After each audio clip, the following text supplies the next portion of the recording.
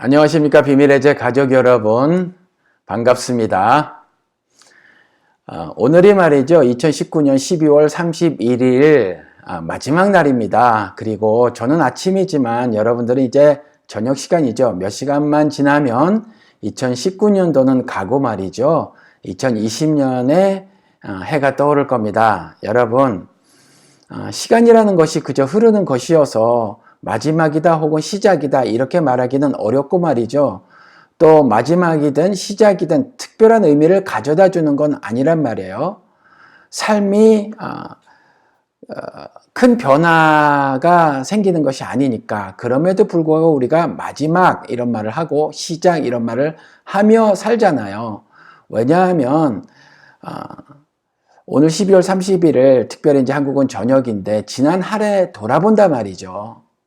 그리고 돌아보고 반성도 하고 또 좋은 것들은 이어나가려고 그렇게 한단 말이에요. 그리고 그 한 해를 돌아보면서 새해의 그 계획도 좀 짜고 말이죠.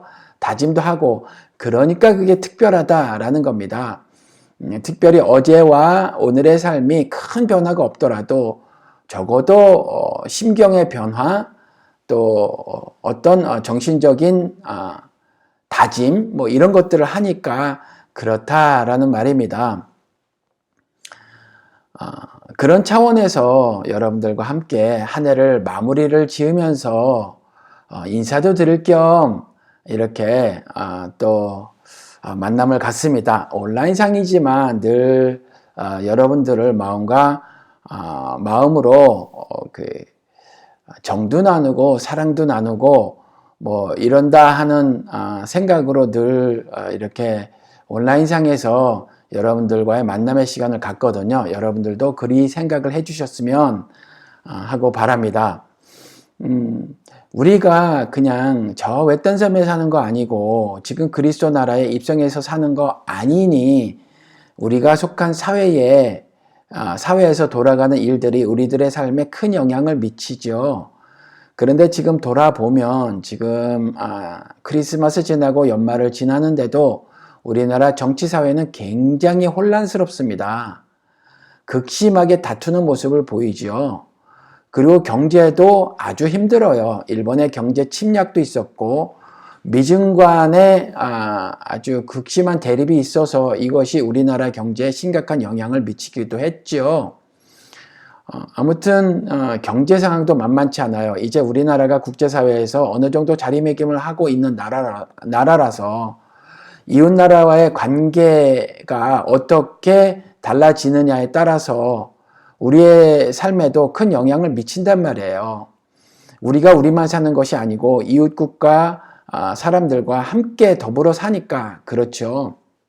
그런데 우리나라가 외교 무대에서도 여전히 좀 힘든 모습이어서 내년엔 어떨까 이런 질문을 던졌을 때 참 좋았으면 좋겠다 이런 마음이지만 그럴까? 그럴 수 있을까라는 의심이 든단 말이에요. 그런데 그럼에도 불구하고 하나님을 신앙하는 사람들은 그 가운데서 평화를 누리며 사는 사람들입니다. 그리스도가 이 땅에 오셨을 때도 하나님의 선민이라고 하는 사람들은 이웃의 강대국의 지배를 받고 있었던 그런 형편이었죠. 그런 가운데 와서 평화를 누리라 이런 말씀을 하셨으니 내가 왕이다, 평화의 왕이다 이러시면서 말이죠. 평화를 선포하셨어요. 그러니 자신을 따르는 사람들이 이 평화를 누리고 살기를 바라신다는 거죠. 그런데 우리가 하나님을 신앙한다 이렇게 말을 하면서도 평화를 누리고 사는지 우리가 한번 한 해를 마무리하면서 점검을 해봐야 되지 않을까? 우리의 삶에 여러 조각들이 있잖아요. 지난 한 해 1월 달에 이렇게 살았고 5월 달엔 이리 살았으며 7월엔 이런 일들을 겪었고 9월 달에는 저런 일들이 우리 가정에서 일어났다. 이런 일들이 있잖아요. 이걸 한번 돌아보는 거죠. 그럴 때마다 어떤 외부적인 요인으로 우리 가정이 흔들린 적은 없었나? 하나님을 신앙하는 사람으로 내내 어떤 상황 가운데서도 평화를 누리고 있었는가?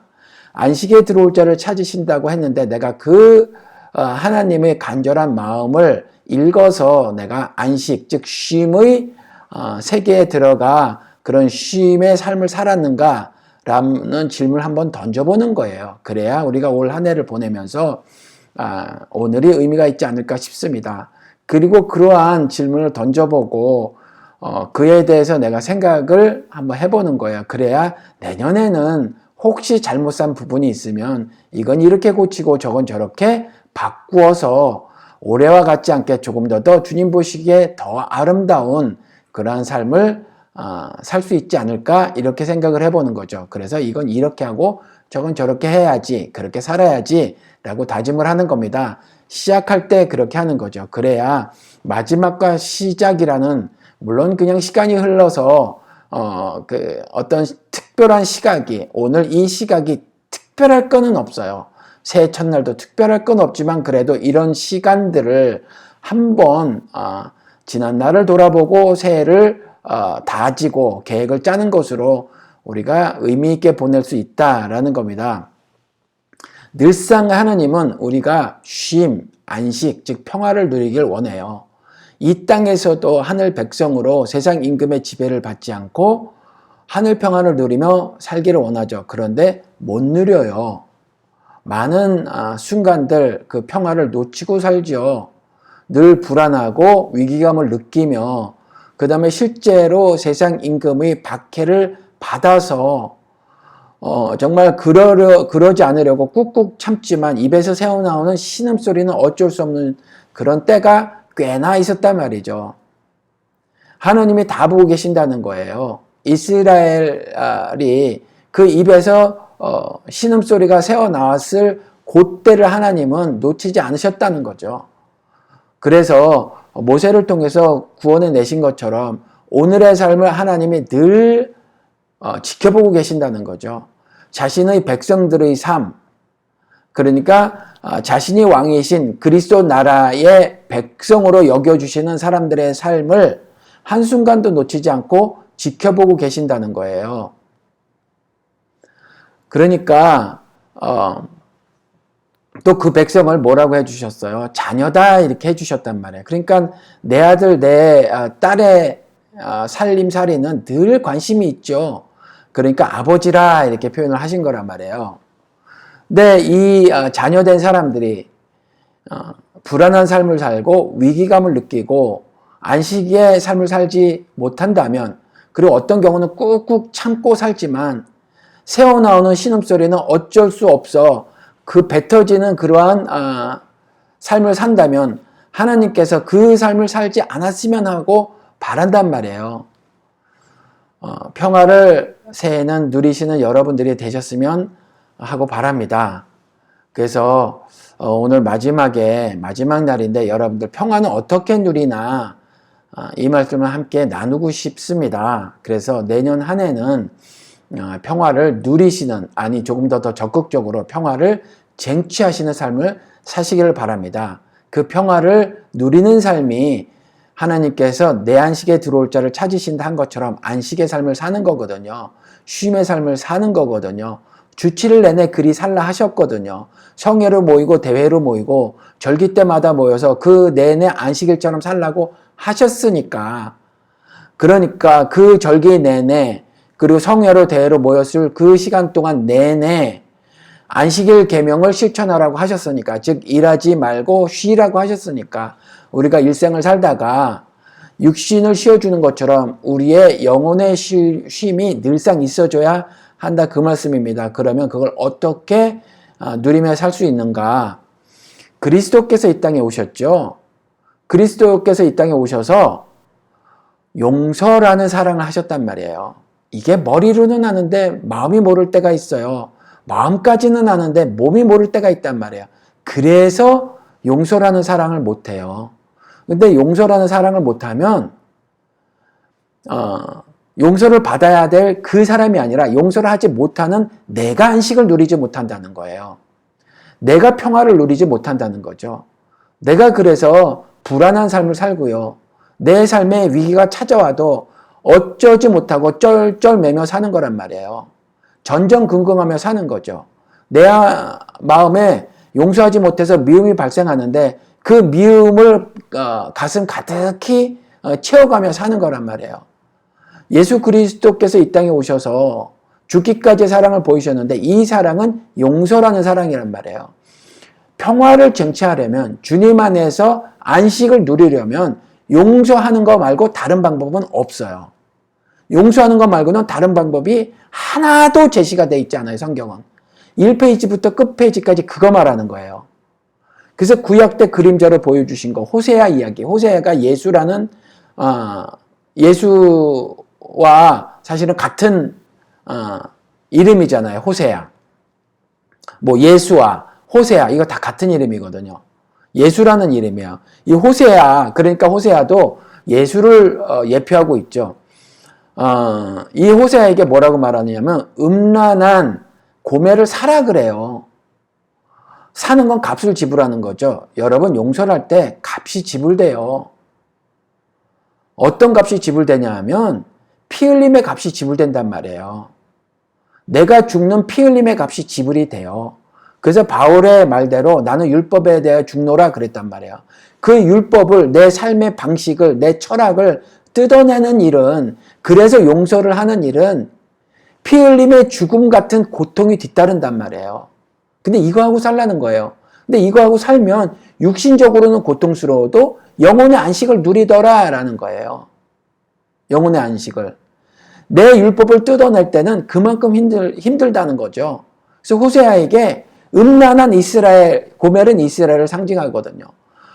음란한 여자 고멜을 사라는 거예요. 값을 지불하라는 거죠. 음란한데 피 흘림의 값을 지불하라는 거예요. 똑같아요. 우리와 삶을 나눠 살고 삶을 섞어 사는 사람, 그 사람이 옳아서가 아니에요. 그 사람이 옳지 않은 일을 했을 때 나를 필요로 한단 말이에요. 누가? 그 사람이. 누가? 하느님이. 왜? 그 사람을 건지기 위해서. 그래서 하나님이 나를 사용하시는 거란 말이에요. 나를 구원의 반열에 올리시기 위해서 다른 사람을 사용하셨듯이 나와 삶을 나눠 사는 사람, 나와 삶을 섞어 사는 사람, 그 사람을 살려내시기 위해서 그 사람이 죄를 짓고 잘못을 저지르고 있는데 그 사람을 살려내기 위해서 나를 보내시는 거란 말이에요. 나를 통해서 자신의 영광을 그 사람에게 드러내시려고 하는 거거든요. 나를 통해서 그 사람에게 하늘 사랑, 그 죄의 용서의 사랑을 전달하시려고 하는 거거든요. 그러면서 값을 주고 고멜 같은 그를 사라는 거예요. 값을 주고 고멜 같은 그녀를 사라는 겁니다. 그 값이 뭐예요? 그 값이 뭐냐 하면 그때는 그냥 그림대로 보여줘서 진짜 값을 주고 사는 거지만 돈을 지불하고 그 고멜을 산 거지만 그 돈이 뭐였어요? 그 돈이 죄인들이 지은 빚이었잖아요. 그 빚을 탕감해 주는 거거든요. 어떻게? 죽음의 사랑으로 남에 매달려 죽는 것으로. 그러니까 피 흘림의 죽음의 값이란 말이에요. 그렇게 호세아 예도 들어주셨단 말이에요. 그리고 또 하나 하신 말씀이 우리가 쉽게 받아들이기가 어려운데 육신의 삶만 생각하고 땅의 일들만 생각하고 산다면 받아들이기 어려운데 호세아에게 명령하신 것이 음란한 여인 고멜을 돈 주고 사라고 하신 것도 이게 웬만해서 받아들이기 어려운데 음란한 여인 고멜을 돈 주고 사와서 음란한 자식을 낳으라는 거예요. 이게 어떻게 이해가 됩니까? 이게 말이죠. 머리로는 이해가 가능해요. 아, 그래. 바울의 입을 통해서 말씀하셨지. 예수님을 잡아 죽인 유대인을 얻어야 한다. 예수님을 잡아 죽였지만 유대인도 그 하늘의 사랑을 받을 대상이다. 그들도 용서의 사랑을 받을 만한 존재다. 그래서 그 유대인도 하나님의 얻기를 소망하시는데 그 유대인을 얻고자 내가 너를 사용하길 원해. 그러니 네가 그 예수를 잡아 죽인 유대인에게 가서 예수를 잡아 죽인 유대인처럼 해. 그렇게 행하거라. 그래서 유대인을 얻거라. 이렇게 말씀하신단 말이에요. 율법 없는 자가 아니지만 율법 없는 자처럼 하라는 거잖아요. 왜? 그 율법 없는 자를 얻기 위해서. 이게 음란한 자식을 낳는 거예요. 내 행동, 내 행함을 보면 그리스도를 잡아 죽인 유대인처럼 코드 맞추겠다고 하면 그 행동이 웃기잖아요. 그 행동이 신자의 행동 같아 보이지 않잖아요. 율법 없는 자처럼 같이 그렇게 행동하면 그게 어디 신자 같아 보여요? 음란해 보이지 하나님을 신앙하는 사람처럼 보이지 않잖아요. 모든 음란하다고 말한 것은 하나님을 사랑해야 되는데 하나님과 다른 것들을 더불어 섬겨서 그래서 양다리 걸치니까 음란하다고 하시는 거잖아요. 그래서 발락의 방에 있었던 은과 금을 탐내는 것도 음행한다 이렇게 말씀을 하신 거잖아요. 그러니까 음행하는 거거든요. 그러니까 음란한 자식을 낳으라는 거예요. 어떻게 율법 없는 자를 얻기 위해서 율법 없는 자처럼 행함으로 유대인을 잡아 죽인 유대인을 얻기 위해서 유대인을 잡아 죽인 사람처럼 이게 음란한 자식을 낳는 거란 말이에요. 음란한 자식 셋이나 나잖아요. 새해는요, 믿음으로 율법에서 해방된 삶을 사시자고요. 그래서 그리스도 안에서 그리스도의 쉽고 가벼운 짐을 지고 사시자고요. 율법이요, 나를 괴롭혀요. 나를 어렵게 한다고요. 꾹꾹 참고 살아도 입에서 신음소리가 새어나오는 거 어쩔 수 없게 만드는 것이 사실은 세상의 율법이란 말이에요. 내가 만든 율법이란 말이에요. 그 율법을 버려야 해요. 그리스도의 율법을 따라 사는 건 육신의 생각으로는 굉장히 어려워 보여요. 왜? 죽는 일이니까. 죽어서 다시 사는 비밀을 알면 그런데 그게 쉽다 이 말이에요. 그래서 그리스도께서 내 짐은 쉽고 가볍다 이렇게 말씀하신 겁니다. 이게 내가 내 율법을 가지고 있어서 그렇게 어려워요. 내가 내 율법의 짐을 가지고 있어서 미움이 발생하는 거란 말이에요. 근데 내 율법을 버리지 못하면 내가 내 가슴 속을 들여다보면 미움으로만 가득 차 있는 겁니다. 그걸 그대로 그와 같은 삶을 새해에는 살면 안 되잖아요. 올해 한 해 마무리를 지으면서 여러분들 혹시 내 마음속에 여전히 남아있는 미움이 있잖아요. 그럼 그거 버리시자고요. 올 한 해 마무리 지으면서 그리스도가 보여주셨잖아요. 성경은 내내 그 말씀하는 것이어서 구약의 호세아를 통해서도 예를 직접 들어주셨잖아요. 그렇잖아요. 그러니까 여러분들이 뭐 특별히 잘못해서가 아니라 분명히 그가 잘못이라도 분명히 그녀가 잘못이라도 잘못도 얼만큼 잘못이냐면 죽을 만큼 잘못한 거예요. 얼만큼 잘못했냐 하면 사형이라는 형벌을 당할 만큼 정령 죽으리라고 하는 그 형벌을 당할 만큼의 잘못을 저지른 거예요. 도무지 용서할 수 없는 잘못을 저지른 거예요. 그런데 70번에 7번 혹은 7번에 70번 무한정의 용서를 하라는 것이 하늘의 메시지란 말이에요. 어떻게 해요? 땅 생각하면 못하는 거죠. 어떻게 해요? 육신의 생각으로 못하는 거죠. 그래서 육신이 너로서는 할 수 없으나 나로서 할 수 있느니라. 그러면서 우리가 하나가 되자꾸나 라고 해서 오신 거란 말이에요. 그런데 그 율법을 뜯어내는 일이 육신적으로는 힘들어도 하늘로서는 쉽고 가볍더라는 거예요. 그리스도를 아는 사람들은 쉽고 가볍더라. 별거 아니더라. 그래서 그리스도께서도 쉽고 가볍다. 내 짐은 쉽고 가볍다. 이렇게 말씀하신 거예요. 그러니까 율법을 뜯어내겠다라는 마음을 한 해가 저물기 전에 아직 몇 시간이 남았으니 여러분들이 그런 생각을 하시고 혼자만의 시간을 가지셔서 지난 한 해를 돌아보시고 잘못한 거 있으면 좀 반성을 하시고 그리고 새해에는 그 잘못을 내가 되풀이하지 않겠다, 반복하지 않겠다 이렇게 다짐하는 올해 마지막이 되었으면 좋겠습니다. 여러분 사랑을 받지 못한 사람은요 외로워서 죽어요. 그런데 사랑을 하지 못한 사람은 미움이 가득 차서 미움의 독으로 죽어요. 그러니까 둘 다 죽는 겁니다. 사랑을 못 받으면 못 받아서 죽는 거예요. 외로워서 죽는 거고 사랑을 하지 못하면 그 미움이 독이 돼서 그 독이 온몸에 퍼져서 죽는 거예요. 그러니까 그렇게 살게 간계하게 미혹하는 사단의 괴계를 분별하시고 그래서 새해에는 어떠한 종교적 인연 같은 걸 다 버리시고요. 오직 그리스도 예수 안에서 완성된 사랑의 율법으로 한 해를 사시길 주님의 이름으로 축원을 드립니다. 여러분 모두 한 해 마무리 지으면서 가족 이렇게 모으시고요. 그래서 아빠는 아빠대로 또 아내는 아내대로 엄마는 엄마대로 또 남편은 남편대로 아내는 아내대로 또 자녀는 자녀대로 자녀가 아빠 엄마의 수준의 말을 하지 못해도 그것이 그 자녀들의 인생을 담은 거니까 어느 것 하나 요만큼을 흘려들을 수 없는 거라 명심하시고요. 우리 오픈 채팅방에서 대화 나눴듯이 간혹 시건방진 모습을 보이잖아요. 그러면 그게 그 아이의 삶을 그대로 반영하는 거예요. 그러면 너무 소중하잖아요. 그래서 제가 그 시건방진 것도 즐기시라 이렇게 말씀을 드린 거잖아요. 내 새끼가 그렇게 예뻤던 아이가 어느 날 시건방져지는 겁니다. 아빠한테 엄마한테 얼마나 귀여워요. 얼마나 사랑스러워요. 뽀뽀를 부르는 입술이고 볼이잖아요. 그리고 그 눈이고. 그러니까 그렇게 생각을 하시고요. 자녀들이 말한다고 하더라도 그것이 수준이 떨어진다고 하더라도 나처럼 40평생 50평생 살지 않아서 인생을 겪어보지 않아서 하는 말일지라도 그것은 17살 인생이 뱉어내는 말이다. 12살짜리 인생이 뱉어내는 말이다 라고 생각을 하시고 어느 하나 흘려들을 수 없고 어느 하나 소중한 것이 없는 것이 없다 이렇게 생각을 하시고요. 그런 시간을 가지시고 새해는 이제 지난 한 해 혹 잘못 살은 것이 있으면 그것이 내 율법 때문이다 이렇게 반성을 하시고요. 새해는 우리 주님 안에서 더더욱 아름다운 삶을 다 쟁취하시며 사시는 여러분 되시기를 주님의 이름으로 축원을 드립니다. 복된 새해 되세요. 안녕히 계세요.